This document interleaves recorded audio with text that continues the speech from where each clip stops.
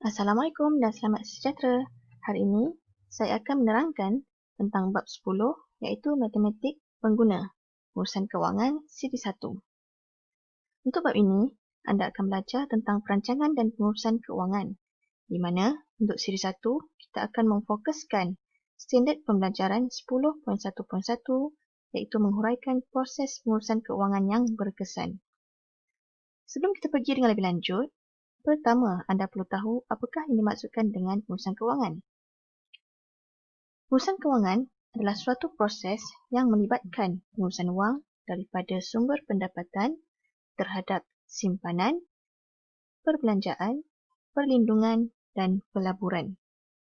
Secara ringkasnya, pengurusan kewangan ni adalah bagaimana kita nak uruskan aliran tunai kita. Sama ada kita nak menyimpan ataupun kita nak membelanjakan. Perancangan dan pengurusan kewangan perlu diamalkan oleh setiap individu. Penting ke pengurusan kewangan ni? Pentinglah. Okey, ini adalah antara kepentingan pengurusan kewangan. Yang pertama, kita dapat mengetahui kedudukan kewangan semasa. Kedua, kita dapat menggunakan wang secara berhemah. Bila kita uruskan kewangan dengan betul, kita dapat gunakan wang secara berhemah. Yang ketiga, kita akan dapat berbelanja mengikut kemampuan. Yang keempat, kita dapat menguruskan hutang dengan bijaksana. Yang kelima, kita boleh menghadapi kecemasan dengan tenang. Okay, ini adalah antara kepentingan dia lah. Okay. So, untuk menghadapi kecemasan ni, contohnya kalau kita terlibat dengan kemalangan. Okay, itu adalah salah satu daripada kecemasan. Semestinya bila kita terlibat dengan kemalangan, kita akan memerlukan sedikit perbelanjaan untuk menampung kesan daripada kemalangan tersebut. Okay, so bila kita uruskan kewangan kita dengan berhemah, maka kita boleh menghadapi kecemasan tersebut dengan tenang. Dan yang keenam, kita dapat menjaga hubungan sosial. Okay, hubungan sosial merangkumi hubungan antara kita dan adik-beradik, sanak saudara, serta sahabat handailah ataupun masyarakat. Okay. Kenapa pengurusan kewangan yang betul dapat menjaga hubungan sosial? Okay. Bila kita uruskan kewangan dengan berhemah, kita dapat mengelakkan diri kita daripada berhutang dengan rakan-rakan. Okay, so bila kita dapat mengelakkan diri kita daripada berhutang, sekaligus ini akan menjaga hubungan sesama rakan kita. Terdapat 5 langkah dalam proses pengurusan kewangan. Yang pertama adalah menetapkan matlamat kewangan. Kedua, menilai kedudukan kewangan. Ketiga, mewujudkan pelan kewangan. Keempat, melaksanakan pelan kewangan. Dan akhir sekali, mengkaji semula dan menyemak kemajuan. Okey, ini adalah 5 langkah proses pengurusan kewangan. Seterusnya kita akan pergi kepada satu demi satu langkah secara mendalam. Kita lihat kepada langkah yang pertama. Menetapkan matlamat kewangan adalah langkah pertama dalam proses pengurusan kewangan. Matlamat kewangan mestilah mengikut keutamaan dan spesifik. Terdapat 2 tempoh masa dalam menetapkan kewangan, iaitu jangka masa pendek dan jangka masa panjang. Okay, apa beza jangka masa pendek dan jangka masa panjang? Okay, jangka masa pendek ianya mengambil masa kurang daripada setahun dan melibatkan amount yang kecil. Okay, amount ataupun nilai yang kecil. Contohnya kita nak beli telefon ataupun laptop. Okey, itu dikategorikan sebagai matlamat kewangan jangka masa pendek. Okay, untuk jangka masa panjang, ianya mengambil masa lebih daripada 5 tahun dan melibatkan nilai yang besar. Contohnya seperti simpanan pendidikan. Semasa menentukan matlamat kewangan, anda perlu mengutamakan keperluan berbanding kehendak. Apa beza keperluan dan kehendak? Okay. Keperluan adalah benda yang kita perlukan, iaitu keperluan asas lah. Sebagai contoh, tempat tinggal, makanan dan juga pakaian. Okey, tanpa 3 benda ni boleh hidup tak kita? Tak boleh. Okey, sebab apa? Sebab kalau kita tak ada tempat tinggal, macam mana kita nak berlindung? Betul tak? Kalau kita tak ada makanan, macam mana nak dapatkan tenaga? Dan seterusnya lah. Okey, kemudian kehendak. Kehendak adalah keinginan. Okey, apa yang kita inginkan? Contohnya adalah kereta mewah ataupun telefon yang mahal-mahal. Okey, sedangkan kita ada banyak lagi telefon yang lebih murah yang mempunyai fungsi yang sama seperti iPhone ni lah. Okey. Untuk meletakkan matlamat kewangan, kita boleh gunakan strategi SMART. Okey. Matlamat kewangan berkonsepkan SMART akan membantu kita untuk mengawal perbelanjaan. Okey, apa itu SMART? Okey, S adalah spesifik iaitu khusus di mana matlamat mestilah tepat dan jelas. Okey. M adalah measurable, maksudnya boleh diukur. Iaitu matlamat kita mestilah dapat diukur, dipantau dan direkodkan. A adalah attainable, iaitu boleh dicapai.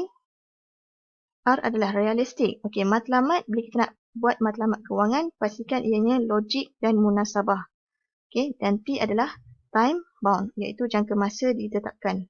Setiap matlamat yang bagus mestilah mempunyai tempoh masa yang jelas. Okey, sebagai contoh, anda ingin menyimpan 5,000 dalam masa 5 tahun. Okey, so kita dah tahu tempoh masa yang jelas.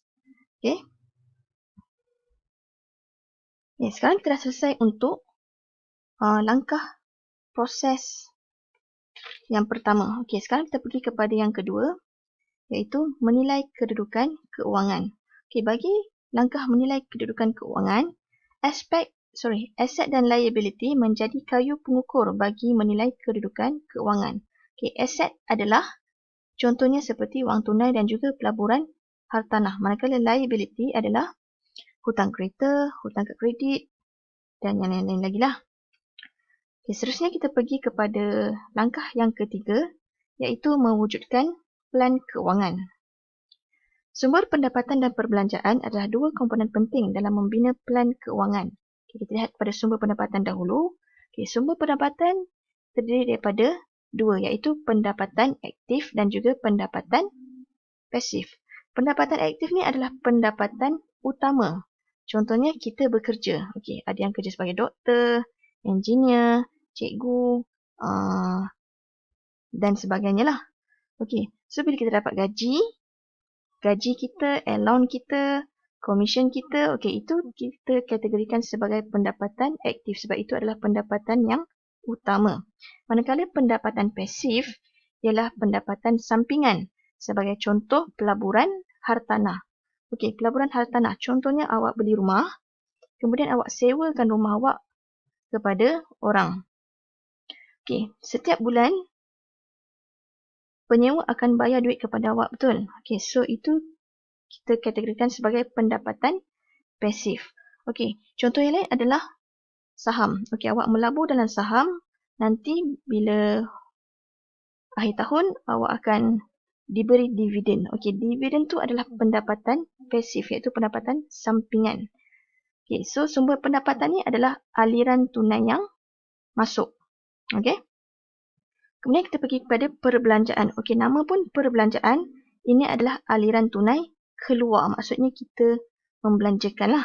Okey, so untuk perbelanjaan terdiri daripada dua juga, iaitu perbelanjaan tetap dan juga perbelanjaan tidak tetap. Okey, perbelanjaan tetap ni adalah perbelanjaan yang sama setiap bulan.